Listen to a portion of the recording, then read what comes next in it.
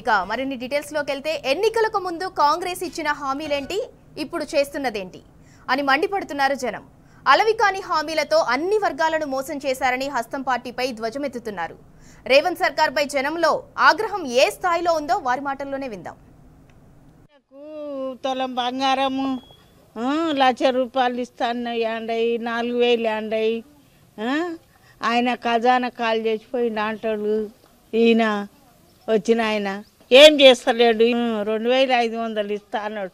ఏమి ఇస్తాడు ఇక ఆయన? ఇవన్నీకి ఇచ్చేది ఏం లేదు, అయిపోయింది.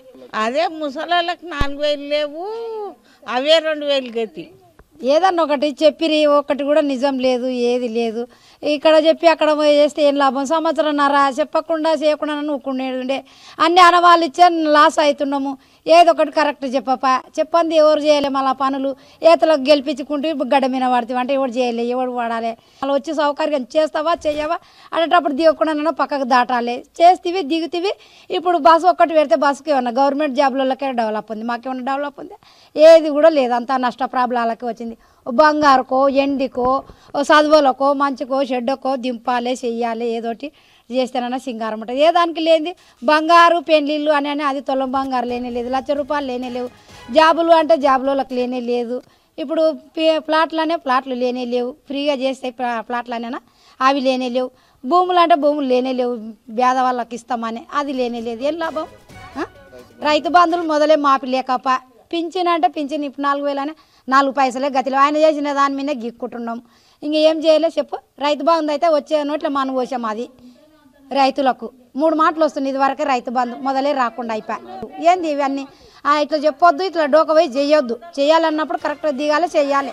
లేకుంటే పక్కకు జరగాలి సత్తా లేనప్పుడు. సంవత్సరంన్నర అవుతుంది కాదు, సంవత్సరంన్నర అవుతుంది. ఏంది చేసింది? ఒక్కటన్నా ఓకే అని అంటున్నారా? ఒకటన్నా సక్సెస్ అయిందే?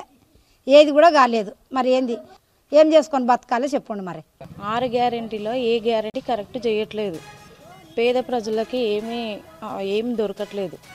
బస్సు అన్నాడు, బస్సు ఎప్పుడో వెళ్తామా, బస్కి ఎవరో గవర్నమెంట్ టీచర్స్కి వాళ్ళకి యూజ్ అవుతుంది, అంతేగాని ఎవరికి ఏమీ యూజ్ అవుతలేదు. గ్యారెంటీలు అన్నప్పుడు కరెక్ట్ చేయాలి, ఏమి కరెక్ట్ చేయట్లేదు. గ్యారెంటీలు పూర్తి చేయాలి. మహిళలకి 2,500 ఇస్తా అన్నారు, అది హామీ రాలేదు. గొర్రెలు అన్నారు, అవి రాలేదు. 4,000 అన్నారు, అది ముసలోళ్ళ పింఛన్స్కి, వాళ్ళకి ముసలోళ్ళ పింఛన్ 4,000 అన్నారు, 2,000 వస్తున్నాయి. కేసీఆర్ చేసినవి వస్తున్నాయి కానీ రేవంత్ రెడ్డి వచ్చినాక ఇంకా ఏం రాలేదు. ఆడవాళ్ళకి స్కూటీలు అన్నాడు, ఏవి రాలేదు, ఏవి రావట్లేదు గ్యారెంటీలు. ఉన్నప్పుడే మంచి జరిగింది. అప్పుడు కళ్యాణ లక్ష్మి వచ్చింది, అన్నీ మంచిగా జరిగినాయి. ఇప్పుడైతే ఏం రావట్లేదు. ఆడపిల్లలకైతే ముఖ్యంగా ఏది కూడా రావట్లేదు. రైతు బంధు లేదు, రైతులకైతే కనీసం నీళ్ళు కూడా రావట్లేదు. ఇప్పుడు ఏం మంచితనం జరుగుతలేదు.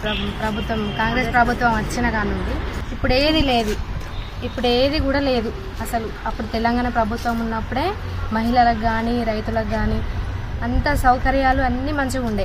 కానీ ఇప్పుడు కాంగ్రెస్ వచ్చినాక ఏది కూడా మంచిగా జరుగుతలేదు. ఆ రోజు కాంగ్రెస్ ప్రభుత్వము అలవిగాని హామీలు అంటే ఏదైతే ఎంతటి హామీ అయినా కూడా అధికారం కోసం, అధికారమే ధ్యేయంగా అనేక హామీలు ఇచ్చి ఈరోజు ఏ ఒక్క హామీని నెరవేర్చకుండా అనేక విధాలుగా ఈ దరఖాస్తు ఆ దరఖాస్తు అంటూ కాలం వెల్లడిస్తూ ఇలా ప్రజలను మోసం చేస్తుంది. ఎందుకంటే ఆ రోజు మహిళలకు 2,500 కానీ, ఆ తర్వాత నెక్స్ట్ మంతే వస్తే 4,000 పెన్షన్ అని, రైతు భరోసా కింద 17,000 అని, అదేవిధంగా ఏదైతే నిరుద్యోగులకు 3,000 అని, ఇంకా ఆడపిల్లకైతే స్కూటీలు, 10th చదివితే ఇంత, డిగ్రీ చదివితే ఇంత, బీటెక్ చేస్తే ఇంత అని అనేక రకమైన హామీలు ఇస్తూ ఏ ఒక్క హామీ నెరవేర్చకుండా ఏదైతే ఈరోజు ఆర్టీసీని మహిళలకు ఉచిత బస్సు అని అంటున్నారు.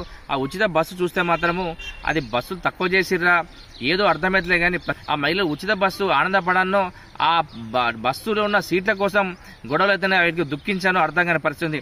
అదేవిధంగా ఇవాళ ఏదైతే గ్యాస్ అన్నారో ఆ గ్యాస్ ఎంతమందికి పడుతుందంటే ఒకరికి పడితే 100 మందికి పడతలేదే అనే విధంగా ఇవాళ ప్రజల్లో ఈ యొక్క విషయాన్ని స్పష్టమవుతుంది.